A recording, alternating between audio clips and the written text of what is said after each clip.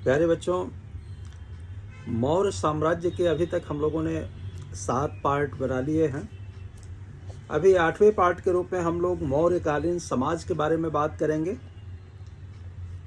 कौटिल्य के अर्थशास्त्र, मेगस्थनीज के इंडिका, अशोक के अभिलेख आदि से मौर्यकालीन समाज पर प्रकाश पड़ता है।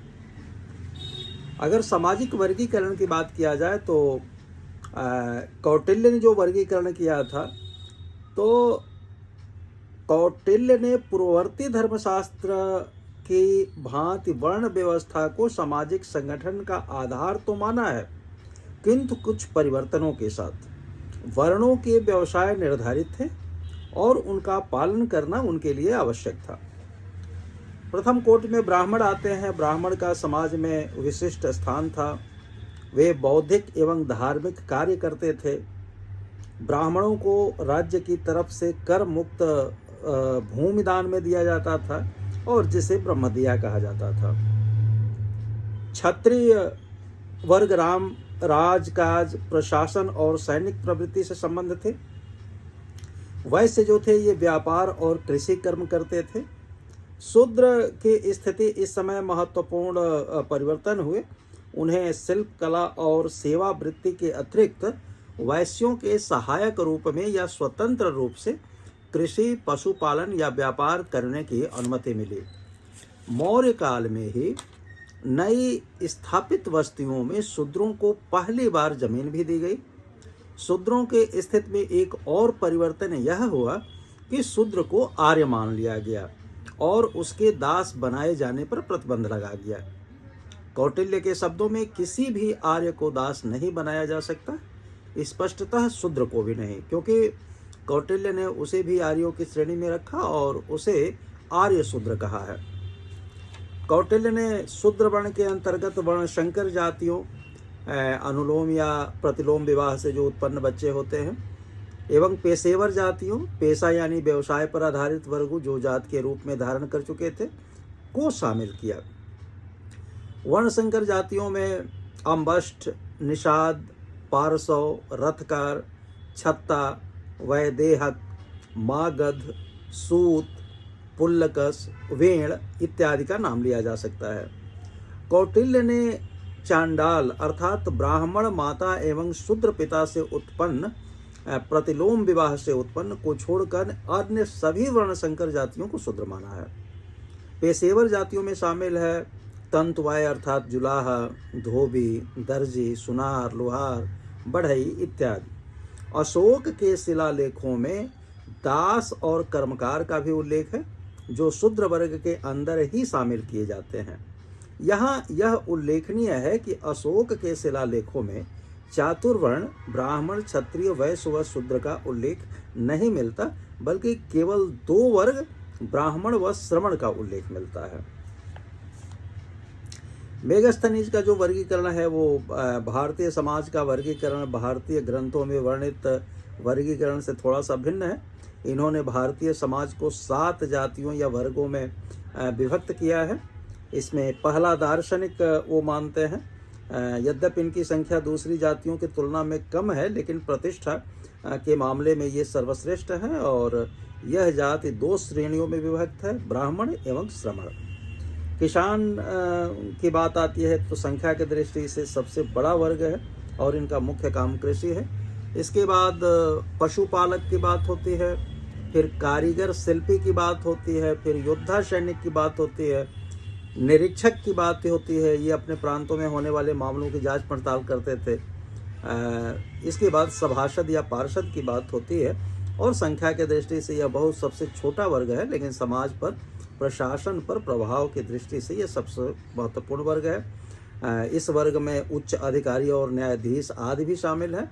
अधिकारी 3 प्रकार के हैं, जनपद अधिकारी, नगर अधिकारी और युद्ध कार्यालय अधिकारी। दास प्रथा की जब हम लोग मौर्यकालीन समाज में बात करते हैं बच्चों, तो मेगस्थनीज और यूनानी लेखक जिसमें डायोडोरस, एरियन और स्ट्रैबो का नाम लिया जाता है, मौर्यकालीन भारतीय समाज में दास प्रथा प्रचलित नहीं थी, इनका ऐसा कहना है। मेगस्थनीज के शब्दों में सभी भारतवासी समान हैं और उनमें कोई दास नहीं है। प्रतीत होता है कि मेगास्थनीज ने पश्चिम में प्रचलित दास प्रथा को ध्यान में रखकर यह कथन कहा होगा। स्ट्रैबो का कहना है कि भारत में किसी ने अपनी सेवा में दास नहीं रखे। चूँकि अपने पास दास नहीं है, इसलिए उन्हें बच्चों की अधिक आवश्यकता होती है। यूनानी लेखकों के दास प्रथा संबंधी कथनों को अक्षरशः स्वीकार तो नहीं किया जा सकता बच्चों, क्योंकि ऐतिहासिक तथ्य से इसकी पुष्टि होती है। कौटिल्य के अर्थशास्त्र में भी दासों की संख्या और श्रेणियों का वर्णन है। संभवतः भारतीय दासों की स्थिति उतनी बुरी नहीं थी जितना कि यूनान और रोम में गुलामों की स्थिति थी। भारत में दास प्रथा का प्रचलन अत्यंत प्राचीन काल से है। सिंधु सभ्यता काल में भी दासों का अस्तित्व मिलता है। दास का सर्वप्रथम उल्लेख विश्व के आदि ग्रंथ ऋग्वेद में मिलता है। बौद्ध ग्रंथ विनय पिटक में 3 प्रकार के दासों का उल्लेख मिलता है। पहला अंतोजात को, दासी से जन्मा बच्चा। दूसरा धनक्कितो, धन से खरीदा गया दास। और तीसरा करमर आनीतो, दूसरे देश से लाकर बनाया गया दास। ध्वजाहृत के समतुल्य ही थे। सुत्त पिटक के दिग्घ निकाय में 4 प्रकार के दासों का उल्लेख मिलता है। अंतोजात को, धन की तो, कर्मर आनीतो और समम दास वयम। जैन ग्रंथों में 6 प्रकार के दासों का उल्लेख है। कौटिल्य के अर्थशास्त्र में 9 प्रकार के दासों का उल्लेख किया गया है। जैसे उदरदास, जो पेट पालने के लिए दास बना है। दंड प्रणीत, दंड न चुका पाने के कारण दास बना। ध्वजाहृत, युद्ध में जीता गया दास। गृहजात मतलब दासी से जन्मा बच्चा, वह दास बन गया। दायागत, दाय भाग में प्राप्त दास। लब्ध मतलब मिला हुआ दास। कृत मतलब खरीदा हुआ। और आत्म विक्रय मतलब अपने आप को बेच करके और उसने दास बनाया। और अहितक का मतलब अपने को बंधक रखकर बना दास। कौटिल्य दासों की आर्थिक महत्व को समझते थे, इसलिए कानूनी तौर पर उसके अस्तित्व को स्वीकृति प्रदान की गई एवं उनकी सुरक्षा की व्यवस्था भी की गई थी। बच्चों, दासों को कृषि कर्म एवं अन्य आर्थिक व्यवसायों में लगाया जाता था। कुछ दास घर में भी काम करते थे। स्त्रियां एवं बच्चों को भी दास बनाया जा सकता था। किसी आर्य को दास नहीं बनाया जा सकता था। केवल अनार्यों अर्थात बर्बर, मलेच्छों, युद्धबंदियों आदि को ही दास बनाया जा सकता था। और ऐसे अस्थायी दास किसी सभ्य समाज के सदस्य नहीं हो सकते थे। अब मौर्य समाज में हम लोग स्त्रियों के स्थिति के बारे में चर्चा करते हैं। तो मौर्य काल में अधिकांश विवाह एकात्मक होते थे, यद्यपि बहुविवाह के भी उदाहरण मिलते हैं। अर्थशास्त्र में 8 प्रकार के विवाह, ब्रह्म विवाह, दैव विवाह, आर्ष विवाह, प्रजापत्य विवाह, गंधर्व विवाह, आसुर विवाह, राक्षस विवाह तथा पैशाच विवाह का उल्लेख मिलता है। अनुलोम और प्रतिलोम विवाह का जो प्रचलन है वो यथावत चलता रहा। कौटिल्य विवाह को एक समझौता मानते थे, इसलिए उन्होंने तलाक की सुविधा पुरुष स्त्री दोनों को प्रदान की। कौटिल्य ने तलाक के लिए मोक्ष शब्द का प्रयोग किया था। स्मृति काल की तुलना में इस काल में स्त्रियों की स्थिति बेहतर थे। उन्हें पुनर्विवाह एवं नियोग की अनुमति प्राप्त थी। स्त्रियों को राजा के व्यक्तिगत अंगरक्षक, गुप्तचर तथा अन्य सेवाओं के लिए नियुक्त किया जाता था। स्ट्रैबो एवं कौटिल्य ने चंद्रगुप्त मौर्य के महिला अंगरक्षकों का उल्लेख किया है। बच्चों, यद्यपि इस काल में स्त्रियों की स्थिति कानूनी तौर पर अधिक सुदृढ़ हुई, लेकिन उन पर अनेक पाबंदियां भी लगा दी गई। एक तरफ तो उन्हें तलाक, पुनर्विवाह, नियोग, संपत्ति संबंधी अधिकार और आर्थिक कार्यकलापों में भाग लेने का अधिकार मिला, तो दूसरी तरफ उनकी अबाध स्वतंत्रता पर अंकुश लगा दिया गया। स्त्रियों को घर की चार दीवारी के अंदर रहने की एवं पति के इच्छा अनुसार कार्य करने को कहा गया। साम्रांत घर की जो स्त्रियां थी वो घर से बाहर नहीं निकलती थी और ऐसे स्त्रियों को अनिष्कासनी कहा जाता था। बड़े घर के स्त्रियों को पर्दा में रहने को कहा जाता था। पर्दा के अर्थ में ओलोधन अर्थात अवरोधन शब्द का प्रयोग मिलता है। तो मौर्य काल में स्त्रियों में पर्दा प्रथा प्रचलित थे। कौटिल्य के अर्थशास्त्र एवं अशोक के अभिलेखों में राजघराने के अंतःपुर अर्थात रनिवास, जनाना खाना, हरम का उल्लेख मिलता है। राजा के अंतःपुर में अनेक स्त्रियां होती थी बच्चों, जैसे महारानी, रानी, गणिकाएं, नर्तकियां इत्यादि। अतः अंतःपुर की स्त्रियों की देखरेख करने वाले अधिकारी को इथिझक महामात्र कहा जाता था। कौटिल्य के अर्थशास्त्र, हिंदू धर्मशास्त्र, बौद्ध तथा जैन अनुश्रुति में सती प्रथा के प्रचलित होने का कोई प्रमाण प्राप्त नहीं होता है, किंतु यूनानी लेखक भारत के उत्तर पश्चिमी योद्धाओं की पत्नियों के सती होने की बात करता है। स्वतंत्र रूप से वेश्यावृत्ति करने वाली स्त्रियों को रूपा जीवा कहा जाता था। 64 कलाओं में निपुण वेश्या को गणिका की उपाधि दी जाते थे। गणिका न केवल पुरुषों की काम लालसा को शांत करते थे, वरन नृत्य, गान आदि का मनोरंजन भी करते थे, और इनके कार्यों का निरीक्षण गणिका अध्यक्ष तथा एक राजपुरुष करते थे। उनकी आमदनी एवं संपत्ति पर राज्य का ही अधिकार होता था, और उनकी मुक्ति तभी संभव थी जब उन पर किए गए खर्च का 24 गुना धन दिया जाए, जो कि संभव ही नहीं था। और ये गणिकाएं अगर कहा जाए तो दासी तुल्य ही थी। बहुत सी गणिकाएं गुप्तचर विभाग में भी काम करती थी। मौर्यकालीन अगर मनोरंजन की बात करें बच्चों, तो गांवों के शांत जीवन की तुलना में नगरों का जीवन थोड़ा चहल पहल था। नगरवासियों के मनोरंजन के लिए नट, नर्तक, गायक, वादक, तमाशा दिखाने वाले अपना प्रदर्शन करते रहते थे, परंतु गांव में इनके प्रवेश पर प्रतिबंध था, खासकर जो खेती का समय होता था उस समय। नगरों में प्रेक्षाएं अर्थात नाटक लोकप्रिय था। पुरुष कलाकार को रंगोपजीवी एवं स्त्री कलाकार को रंगोपजीवनी कहा जाता था। विहार यात्रा, समाज प्रवहन अन्य माध्यम थे जिनके द्वारा जनता सामूहिक रूप से अपना मनोरंजन करते थे। विहार यात्राओं में मृगया एवं सुरापान के प्रधानता रहते थे। अशोक ने विहार यात्राओं को बंद करा दिया था, आप लोगों को पता होगा, और उसकी जगह पे उसने धम्म यात्रा प्रारंभ किया था।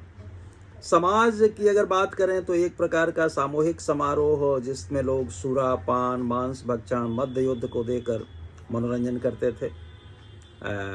अशोक को ये समाज पसंद नहीं थे, अतः उसने नए तरह के समाजों को प्रारंभ किया, जिसमें हस्ती, अग्निस्तंभ एवं विमानों की झांकियां दिखाई जाती थी, ताकि लोगों में धर्म आचरण को प्रोत्साहन प्राप्त हो।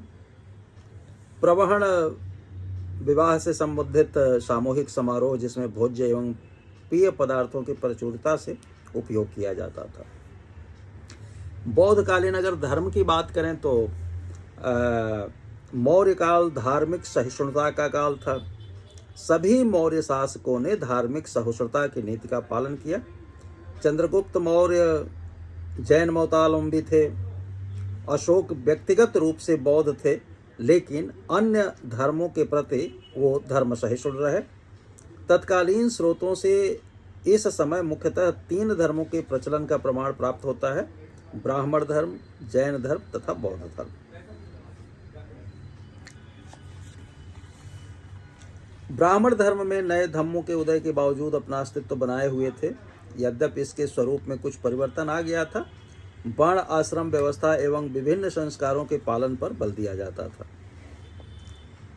ब्राह्मण वेदों में निष्णात ब्राह्मणों को पाली ग्रंथों में ब्राह्मण निस्साल कहा गया है।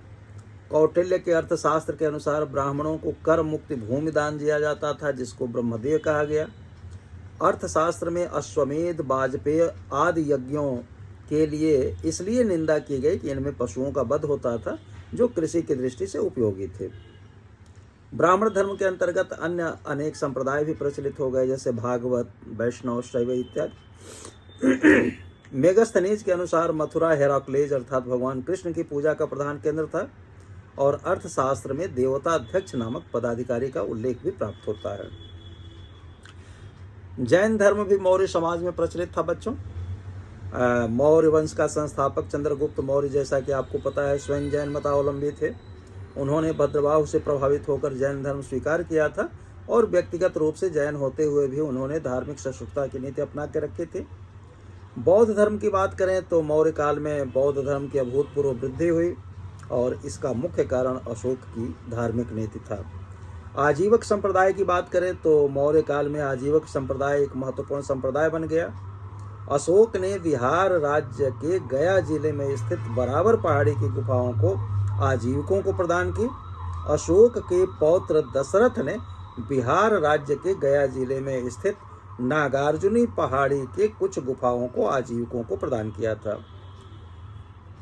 मौर्य कला की अगर बात करें बच्चों तो भारतीय कला के इतिहास में मौर्य कला की विशिष्ट पहचान है। भारत में पहली बार मौर्य काल में ही इतने व्यापक स्तर पर अस्थायी वस्तुओं अर्थात प्रस्तर से बने वस्तुओं के माध्यम से सुसंगठित कलात्मक गतिविधि के दर्शन प्राप्त होते हैं। प्रख्यात कलाविद आनंद कुमार स्वामी ने मौर्य कला को 2 वर्गों में विभाजित किया है। पहला है दरबारी कला या राजकीय कला और दूसरा है लोक कला। दरबारी कला में पाटलिपुत्र नगर और मौर्य साम्राज्य राजप्रसाद स्तंभ, अशोक स्तंभ, गुफाएं आदि स्तूप आदि का नाम लिया जा सकता है। लोक कला की अगर बात करें तो यक्ष यक्षिणी आदि की प्रस्तर मूर्तियां, नर नारी पशु पक्षी की मिट्टी की मूर्ति इत्यादि का उल्लेख किया जा सकता है। राजकीय दरबारी कला में फिर पाटलिपुत्र नगर व मौर्य सम्राट राजप्रसाद की चर्चा होती है। अशोक का स्तंभ लेख है, उदाहरण की एकास्मक स्तंभ है। स्तंभों की संख्या लगभग 30 रही होगी, इसमें आज 15 सुरक्षित हैं। ये 2 प्रकार के स्तंभ है, अभिलेख युक्त स्तंभ और अभिलेख विहीन सादे स्तंभ। अभिलेख युक्त स्तंभों के प्राप्ति स्थल मेरठ दिल्ली, टोपरा दिल्ली, इलाहाबाद, लौरिया नंदनगढ़, लौरिया, अरेराज, सांची, सारनाथ, रुम्मन देवी, निगाली सागर इत्यादि प्राप्त होते हैं। और जो सादे स्तंभों के प्राप्त स्थल हैं वो रामपुरवा है, कौशाम्बी है, बसाढ़ आदि का नाम लिया जा सकता है। गुफाओं की अगर बात करें तो मौर्यकालीन गुफाएं गुहा विहार हैं। बिहार में गया से 19 किलोमीटर उत्तर में पहाड़ियों को काट करके 7 प्रस्तर गुहा विहारों का निर्माण किया गया और इन गुहा विहारों में 4 बराबर पहाड़ियों यह अशोक द्वारा निर्माण किया गया था एवं 3 नागार्जुनी पहाड़ियों ये उन अशोक के जो पोते थे दशरथ उनके द्वारा निर्माण किया गया था। इसका उल्लेख प्राप्त होता है। बराबर समूह की 4 गुफाएं सुदामा गुफा, विश्व झोपड़ी गुफा, कर्ण की चौपड़ या चौपाल गुफा और लोमस ऋषि का गुफा ये प्राप्त होते हैं। नागार्जुनी समूह की 3 गुफाएं हैं, गोपी गुफा, वदिठी का गुफा और वापिया की गुफा। इसमें सुदामा गुफा सबसे प्राचीन माना जाता है। बच्चों, जब हम मौर्यकालीन स्तूप की बात करते हैं तो स्तूप बुद्ध अथवा महान बौद्ध भिक्षुओं के भस्मावशेष के ऊपर बनाए जाते थे। बौद्ध अनुश्रुति कहता है कि अशोक ने 84,000 स्तूप बनाए। यह कथन थोड़ा सा संदेहास्पद लगता है, लेकिन इसमें कोई संदेह नहीं कि अशोक ने पर्याप्त संख्या में स्तूप बनवाए थे। लोक कला की जब बात आती है तो इसमें यक्ष यक्षिणी की प्रस्तर की मूर्ति अद्भुत है। यक्ष यक्षिणियों की मूर्तियां कुरुक्षेत्र से, मेहरौली से, वेशनगर, विदिशा, मथुरा, वाराणसी, पटना, शिशुपालगढ़ इत्यादि जगहों से प्राप्त होता है।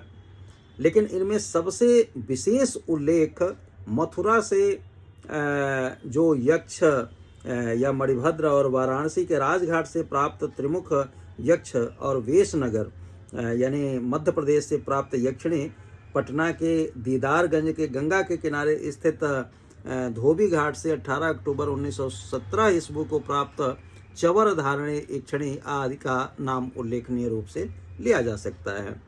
इन्हें यक्ष यक्षिणी मूर्तियों के आधार पर कालांतर में बुद्ध, बोधिसत्व और जैन तीर्थंकरों की विशाल मूर्तियों का निर्माण प्रारंभ हुआ।